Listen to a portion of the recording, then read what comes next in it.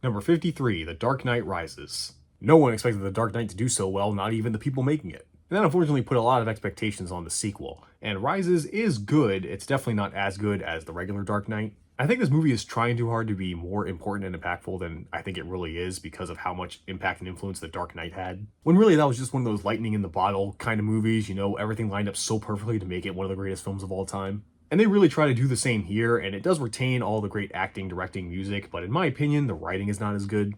Mainly revolving around the philosophy of the villains. Joker, you got what he wanted to do, which was cause chaos, because to him, the world is crazy. He's the sane one. But Bane, why does he want to make Gotham fall in this chaotic state? You don't really find that out until the end when this woman, that I think it was a twist that she's Ra's al Ghul's daughter, Talia, but honestly I forgot what her character was supposed to be in the first place, so I was just like, whatever. That's my main thing. The villains in Batman are usually the most interesting part, but Bane's kind of stupid.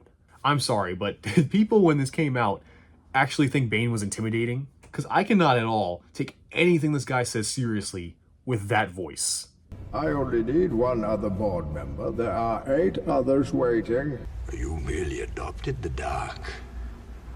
I was born in it, molded by it. I mean, so many people making this movie heard that voice, saw him stand like that, some kind of old-timey oil baron, and said, yeah, man, that goes hard. He's funnier than the Joker. Catwoman is fine. Again, I don't think she needs to be in this movie. She's a Rachel replacement, kind of, to be Bruce's love interest mostly. This movie's really lucky. I have a crush on Anne Hathaway. Again, though, Batman is barely in this Nolan trilogy, where 2 out of 3 he's off doing whatever while other characters are actually furthering the plot. In this one, he's in a hole. Batman! I think this movie's biggest detriment is just that it had to follow The Dark Knight, so whatever they did was not going to live up to the hype people had in their heads. Which, look, despite my own misgivings, I do think this movie is still really good. It's just not as good as the last one.